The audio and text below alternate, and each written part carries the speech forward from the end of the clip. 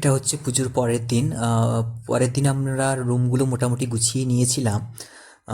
তো চলুন দেখাতে থাকি আস্তে আস্তে। এই হচ্ছে মোটামুটি সমস্ত কিছু গোছানো কমপ্লিট। আর এদিকেও এইদিকে রুমটা যেইটা ডেকোরেশনের পারপাসে আমরা ইউজ করেছিলাম, আর এখানে মোটামুটি খাওয়া দাওয়ার কাজেও ইউজ হয়েছিল। তো এই রুমটা এখনও বন্ধ করে রেখেছি, এটাও পরিষ্কার আছে। এদিকে বেসিন ফেসিনগুলো মোটামুটি ক্লিন। আর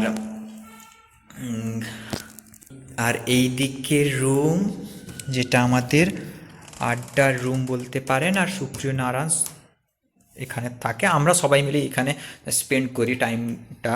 তো এই রুমটাও মোটামুটি সুন্দরভাবে গোছানোই আছে। আসলে অনেক গেস্ট এসেছিল, তো সেই সূত্রে একটু তো অগোছালো হবেই। তো সমস্ত কিছু ক্লিন করে নেওয়া হয়েছে। আর দিকটাও একদম পরিষ্কার। সুপ্রিয় ডিউটি যাওয়ার আগে পুরো কিচেনটা ক্লিন করে দিয়ে গেছিলো, আর তো আমার একটু নিশ্চিন্তই হয়েছে। আর তো মোটামুটি ক্লিন আছেই। এইখানে ক্যারাম বোর্ডটা আপাতত রাখা আছে, এটা বাইরে ছিল যেহেতু জায়গা কম ছিল, বাইরে পুজো হচ্ছিল, তো এখন ক্যারাম বোর্ডটা রাখাই আছে। আর আমার রুম তো এমনিতেই মোটামুটি গোছানোই ছিলই, তার তেমনভাবে খুব কষ্ট করতে হয়নি।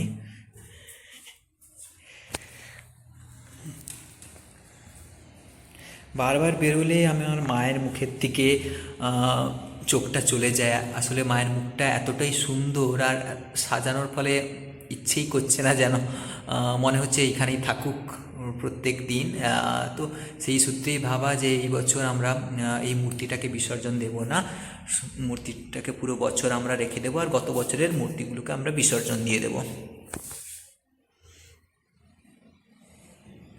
হাতের কাছে আমার একটু সময় ছিলই। আর ডিউটিতে যখন ছিলাম তখন থেকেই ভাবছিলাম আজকে রুমে গিয়ে একটু মালপোয়া পায়েস এগুলো একটু বানাবো। হাতের কাছে সময় ছিল বলতে আমাকে দুপুর মানে এখন রাতে আমার খাওয়ার জন্য তেমনভাবে কোনো রাতের খাবার বানানোর দরকার হবে না, কারণ ওদেরও বি শিফট ছিল। তো আমার জন্য অলরেডি ওরা রান্না করে দিয়ে গেছে। আর এখানে তো এখন টেম্পারেচার কমই, আর যেহেতু শীতকাল চলছে, সিকিম তো এমনিতেই শীতপ্রধান দেশ, তো খাওয়ার নষ্ট হওয়ার কোনো চান্স নেই। তো রাতের খাওয়ার বানানোর ঝামেলাও নেই, সময়ও আছে, তাই একটু বানিয়ে নিই মালপোয়া পায়েস এগুলো। আর ওরা বি শিফটে এসে ডিউটি থেকে একটু খেতেও পারবে, আর আমিও একটু সন্ধেবেলা এক্ষুনি খেয়ে নেব। তো চলুন দেখাতে থাকি আস্তে আস্তে স্টেপগুলো।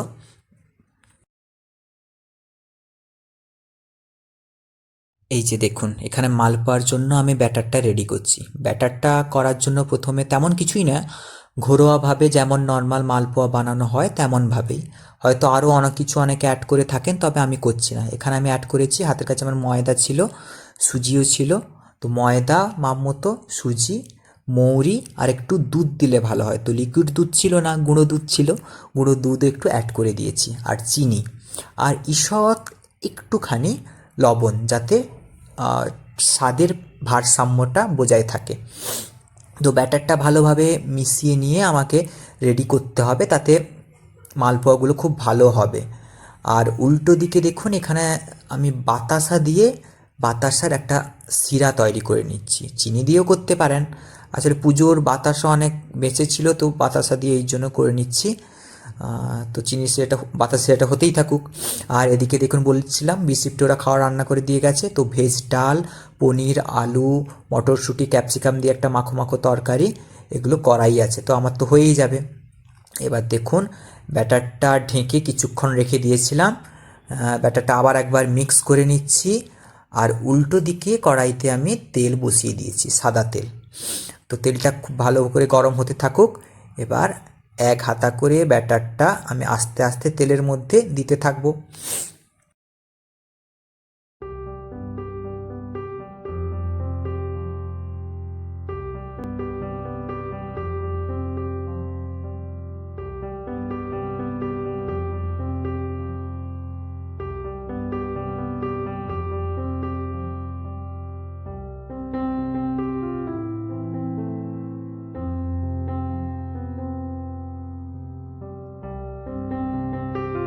এবার উপর থেকে চামচে করে বাতাসার শিরাটা আমি ছড়িয়ে দিচ্ছি। এবার কিছুক্ষণ পর আমি কড়াইতে আবার তেল নিয়ে নিয়েছি, এবার বলেছিলাম আমি যে বেগুন কয়েকটা ভেজে নেব রাতের জন্য। তো বেগুনগুলো আমি ভেজে নিই।